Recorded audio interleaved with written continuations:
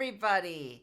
It has been a wonderful day here at Day of Security. I hope you've all enjoyed it as much as I have. We've seen a lot of great presentations, and I hope that you found some value in some of the things that you've seen. I'm Alyssa Miller, and it is my honor to be here to talk to you guys today. And I want to dive into shooting your shot. You see, this is a common theme we hear. How do I get ahead? And when do I know it's the right time to go for that big opportunity or that big exciting challenge that is on my goal? And how high should I set my goals? So let's begin. Do you recognize this face? Those of you that are older like me definitely probably remember this movie. This is from A Christmas Story. This is Ralphie. And if you don't know the story, Ralphie in the movie A Christmas Story has this one dream for Christmas. He wants his Red Ryder BB gun. And he wants to get this BB gun, and he's got these grandiose ideas of just what he's going to be. And he has these dreams about being this renegade and this cowboy, and he's going to save his family. And he's got all these big ideas. But the adults in his life keep telling him he can't have it, because he'll shoot his eye out. And with Ralphie, the reality was, well, his dad got him that BB gun. And unfortunately, he did shoot his eye out. But when it comes to us in the workplace, we set our own lofty goals. Many of the women that I talk to day in and day out have ideas of where they want to go. They want to be in a C-suite, like a CISO, or they want to be high-level penetration testers, or they want to be doing public speaking like I am today. And yet, those same voices come to us and tell us that those goals are too big, or we're not being realistic, or we're trying to move too fast. That we shouldn't shoot our shot because we're just not ready, or we're not the right person for that job. So we're a lot like Ralphie in that sense. But the difference is, when it comes to your career and it comes to shooting your shot and going for that objective, that thing that you want more than anything else from your career, you don't have to worry about shooting your eye out.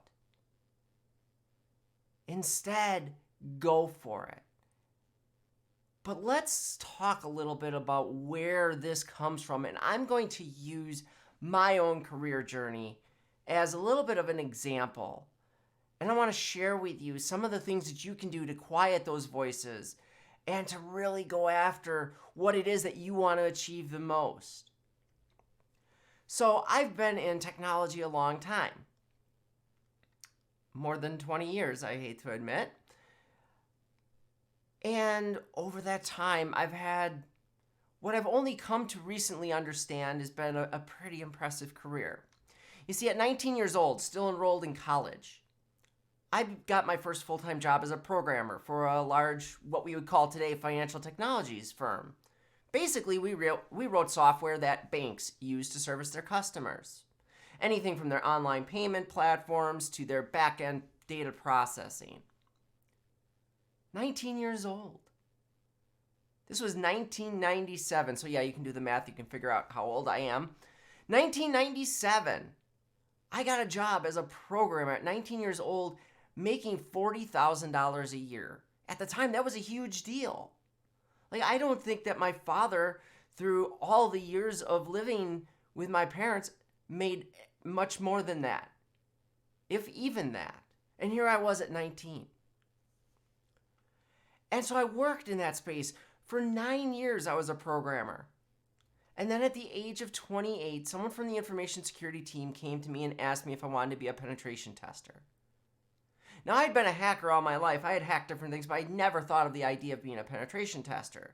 I certainly didn't see it as a job, and I certainly didn't have the knowledge that one would expect would be necessary to be a penetration tester in a corporate environment. But I went for it. I figured, what the heck? In fact, the manager told me that, the reason she came to me was because I was smart and she thought I'd figure it out. She was right. I did. And by the time I was 31, I was leading that team. I was the manager of that team.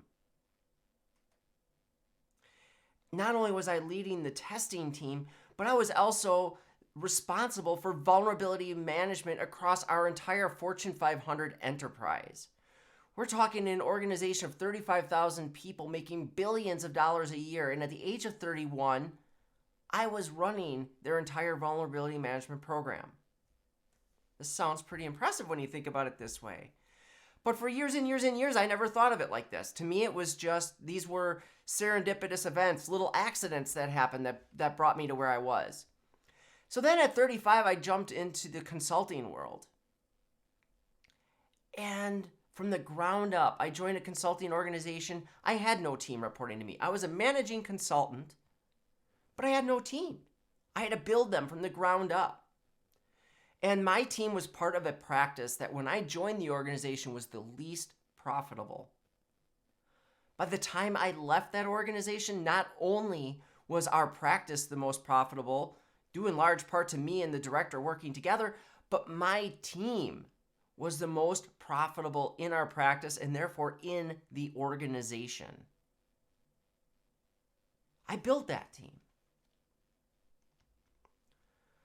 Then at 37, I joined a different consulting organization. I was the head of their security program services practice, focusing on application security. I built application security programs in massive financial organizations, massive investment organizations, and pharmaceutical organizations that still exist today. I did all these things. And yet, at 41 years old, I went for a promotion in my job. And I was passed over. It was a promotion that my manager who left, who was the director of that group, it was the promotion that he recommended me for, not just to the VP who would be the hiring manager for that replacement position, but to the executive committee. And yet somehow I got passed over for that promotion. And despite all of these accomplishments, these wonderful things I had done through years and years and years of my career, I let that one event convince me that I wasn't ready, that I wasn't the right person. Now, I left that organization. I was not happy about that, and I was not happy about how I was treated. But it's despite all of that, and despite everything that I thought occurred there, I still put ultimate blame on myself and felt like I pushed too hard too fast. I went for too much. I wasn't ready. I hadn't really developed the skills that I needed. And so I went to a different organization. I moved out of management altogether and joined a completely different organization. Got out of the thing that I loved, which was leadership. I was at that company for less than a year when through my network, I became aware of a role that was open that sounded really interesting. So I reached out to the person that I knew who had brought this to light and who worked in the organization. And we talked about it, and she connected me with the hiring manager. And the next thing I know, I was hired as the Business Information Security Officer at S&P Global Ratings. Now, for those of you that maybe don't recognize that name, the S&P Global Ratings, think about the S&P 500, the Dow Jones Industrial Index. We are the organization that's responsible for that.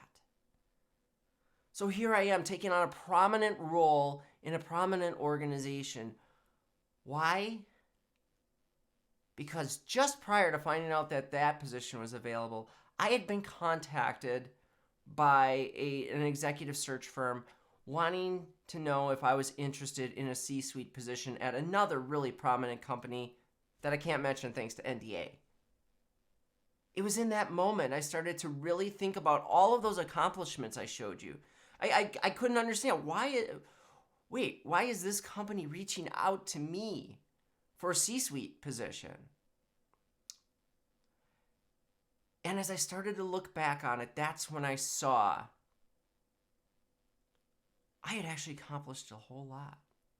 And so when this BSO position came up and I saw it was available, I had newfound confidence. Now that C-suite position didn't work out. They ended up, that position didn't even happen. But it gave, just being considered, being contacted, gave me the confidence to look at my past. And as I started to see everything I accomplished, I realized here was this role staring me in the face as Business Information Security Officer. A role in which I would lead security strategy for a multi-billion-dollar a year division of a very prominent organization. A role in which I could use all of the various expertise that I had from previous roles. From programming, to pen testing, to those leadership roles. I could put all that together and deliver in this organization. And I shot my shot, and I got the job. But sadly, for many of us, it is hard to break through. We have the voices in our head that tell us every day that we don't belong. We shouldn't even be in tech. Women don't belong in tech. Women don't belong as executives. Those executive positions, they're beyond you. You have too much to learn. You're not qualified. You don't have the passion or the ability or whatever. Don't go for that role. It's too much. You're going to be embarrassed if you don't get that job. We hear those voices. Sometimes they come from our own minds. Sometimes they come from our friends, our families, our classmates, the people who should care the most about us. They talk us out of going for it. Why does that happen? Why is it that we have these forces in our lives that derail us in our careers? Last year, researchers looked into this question of what's really holding women back. And they published their findings in the Harvard Business Review. You see the link here at the bottom. This picture may look familiar to a lot of you.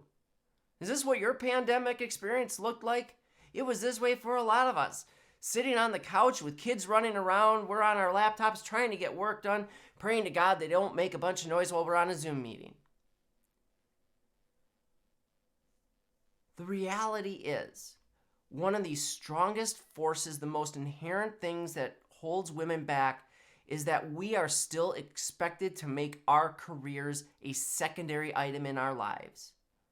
It is the year 2021, and yet women are still expected by society, by the way we're raised, even in our own minds, to be the primary caregivers in the home, to be the ones that take care of the kids, to be the ones who give up our career first if there's a reason that someone has to be at home. And we approach it this way. But it's not just women who approach it this way. It's our organizations who take advantage of this situation. Within our organizations, this study found the predominance of value that is placed on overwork. Working 60, 70, 80 hours a week, and certainly the higher you climb in the management ladder, the more that this is expected of you. So where we already suffer from this issue that our workplaces, and indeed even ourselves oftentimes, for women, we place our careers second, this value that's placed on overworking ourselves just plays right into that, and it creates this systemic environment that drives us out or keeps us from chasing those higher level career positions that we want.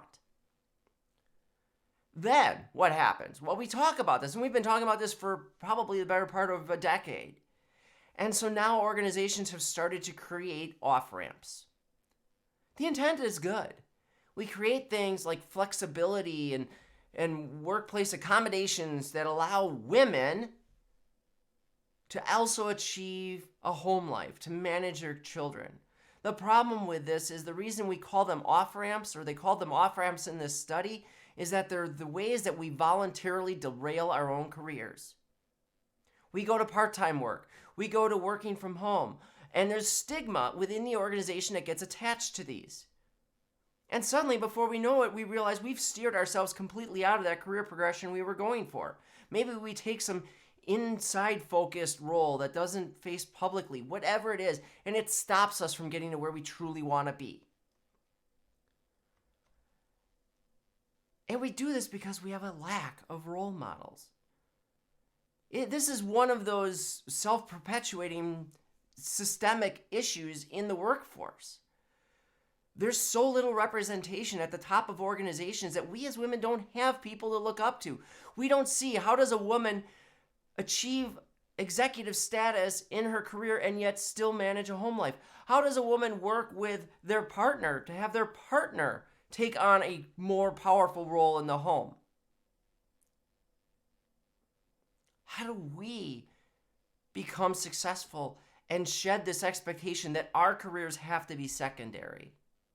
We don't have those examples today. And it makes it very hard to break through. Now, another thing that people often take advantage of is this idea of imposter syndrome. Maybe you've heard of this before. This belief that somehow we got to where we are by accident. I told you how I believed my career progression was all serendipitous events, that I hadn't really achieved anything, it just sort of happened to me. I got there by accident. I had people who helped me along the way, so I didn't really accomplish it. That's all hogwash. Everybody feels that way. But where does this imposter syndrome come from? Maybe you've seen this diagram before too, but it's this belief that here's what I know. It's this little chunk of this overall industry. And as I look around me, I see people who know so much more, so many things that I don't know. And I assume that everybody else knows everything. They have these massive amounts of knowledge, and I just have this little bit. And it causes us to believe that we aren't qualified, that we got there by mistake or by sheer luck or whatever. The reality is it looks more like this. Everybody around us has their own set of knowledge that's no greater than our own. But because we see all these different people and we see their differing knowledge, we tend to assign that knowledge collectively to all of them. And this is problematic because it leads us to believe that we don't deserve it, that somehow we're going to be discovered as imposters. If we go for that next high-level role, we won't be able to achieve it, and we're going to be found out. But that's not reality. The reality is every time you shoot your shot, you are pushing yourself. You are challenging yourself. That is how you grow in your job. But job descriptions suck, and they help perpetuate this problem. When we go as women looking at job descriptions, it's a proven fact that women expect to be somewhere in the ballpark of 70 to 80% in compliance with the requirements for a job before they'll even apply. For men, it's 40 to 50%. So when you see a job description like this that goes on for 3 pages with countless bullet points of all the technologies and all the responsibilities that the role entails, we as women look at that and we know that we don't have all of those, and so we don't apply. Men, on the other hand, will look at something like this, and if they achieve a handful of them, they'll apply. Now, I'm speaking in generalities. These are from studies that have been done. But this is the reality that we see more predominantly than any other across what our industry does and what holds women back. So when it comes to job descriptions, how do you overcome this? Well, you see that first set of roles, it talks about the things that you're going to be responsible for. Sometimes that's even included in that set of paragraphs at the beginning where they describe the role. And what I tell people is read the job description. If that job description sounds like something you can do, forget the requirements, forget all the list of everything else. If it sounds like something you can do, apply. Put together your resume, craft it for that job, and apply. Now, when you apply to a job, you have to understand your own worth. This is the biggest challenge of all. It's taking that moment to step back, look at what you've actively accomplished in your career. And don't look at it from the context of knowing what help you had along the way, knowing how an opportunity fell in your lap. Look instead at how you grabbed that opportunity and made the most of it. You had mentors who helped you out. You had other individuals on your team who helped make you successful, but you were successful. Latch onto that. See that. See that from how it would look to an outsider if you just simply described the things that you did without any of the context of how you did it. What would they think? They would look at that and they would be amazed. So use that and understand that that drives your worth. Put that in the context of somebody who's in a position that is the same position that you're looking for. And see how the things you accomplished do qualify you for that job. Forget how you made it happen. The fact of the matter is you made it happen. Maybe it was you with a team of people. Maybe it was you who happened to stumble across something exciting. But it happened to you. And that's what matters. Now, one of the ways that you can start to really accomplish this and to get some help in looking at things more objectively in your career and what you've actually done is with a mentor. You've probably seen some talks today about mentorship. You've no doubt heard it talked about over and over again. But when we talk about mentorship, we become so focused on the mentors coaching us. We think about these formal sessions where we're going to sit down, kind of like what you see here, and maybe we're going to work through some things with a mentor.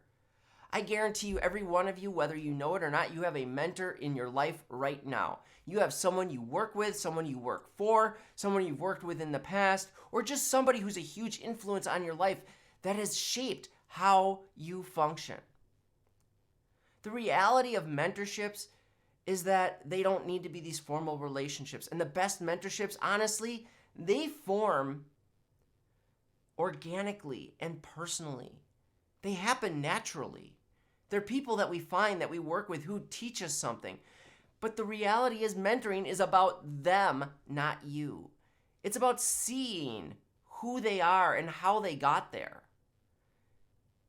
Understanding that they believe and they've fought with imposter syndrome the same way you did, the same way you are today.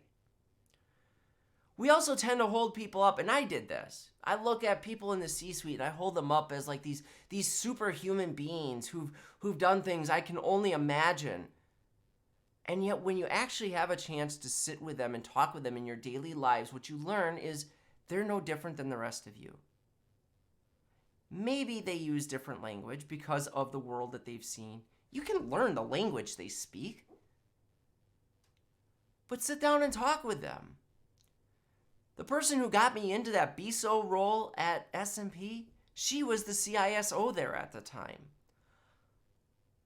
And you know what blew me away? She joined before we talked about this job at all. She joined a webinar that I hosted. And she was fangirling because I was there. That's an awkward experience anytime, but when it's coming from the CISO of a prominent organization, it blew me away. Because I realized she's just like anyone else. She was just as excited about being able to meet me as I was excited about being able to meet any number of the people that I look up to in this industry. So I saw that she was just human like the rest of us. And that's what mentoring brings you. It brings you that ability to see that you can be there too. That they're just as human as you, and there is no superhuman strength you need to develop to achieve the goals that you have. They're all human just like us. So go for it. And see those denials differently.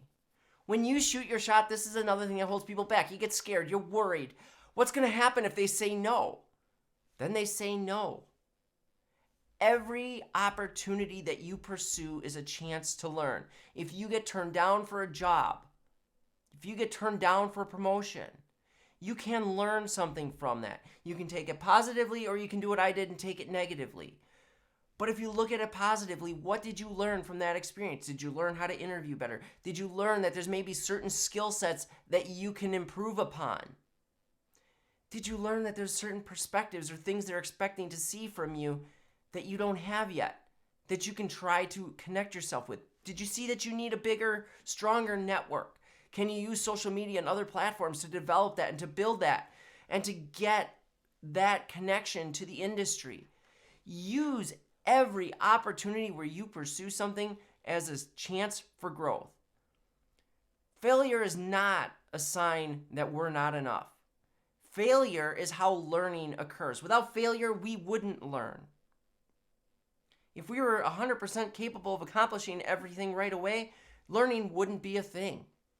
But it's through our failures that we learn and we improve and we get better. And that's how you're going to get to that goal. So don't let the fear of rejection scare you off.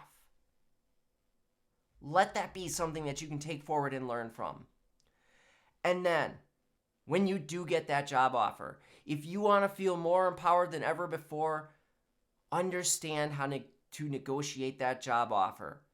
It's probably no secret that women, on the whole, are underpaid compared to their male counterparts for doing the same job. Use Glassdoor. Research those positions at that job. What is the salary range for that title? Fight for the money you deserve. Don't devalue yourself. Maybe it's not money you're after. Maybe you push for other things. Maybe the money's all right, but you want more vacation time. You want special accommodations. You want to be able to work from home. You want them to pay for you to go to conferences just like this one when they're held in person.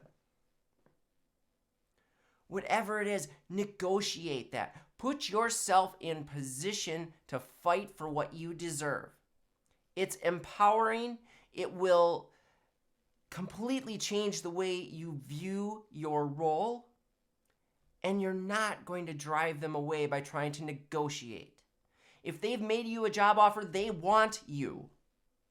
So don't be afraid to ask for what you want in return. The worst they can say is no, but they're not going to rescind the job offer.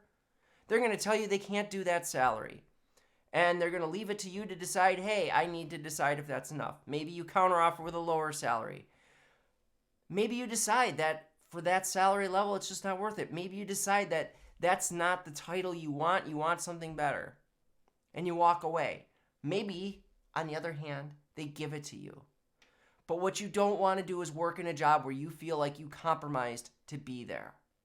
You want to be in control. You want to get what you deserve. Go fight for it. That's how you get there. That's how you shoot your shot. You're not going to shoot your eye out. You're not going to lose that job opportunity. You're not going to lose that chance to get to where it is that you've set your goals. You have to fight. You have to try. You have to push. You got to tackle it. And you can get there and you will get there. Don't let what other people tell you hold you back. Don't let those promotions that you don't miss out on or that you get passed over for hold you back or make you feel like you're less than who you are. Acknowledge the reality of the skills and the worth that you have and put that out there for the world to see. Thank you so much for your time. I have to wrap up, but I appreciate all of the time that you've spent here today, and I hope you'll continue the conversation with me. Here's my social media information. I would love to have you reach out to me. Twitter by far is the easiest, but LinkedIn works as well. You can go to my website and contact me through there as well. Finally, big thank you to Day of Security with Secure Diversity and Lookout. I appreciate your partnering with us. And of course, my organization, S&P Global Ratings, who made it possible for me to be here today. I wish all of you the best. Go shoot your shot. Achieve those goals. You have the power. You have the ability. You deserve it. Go get it.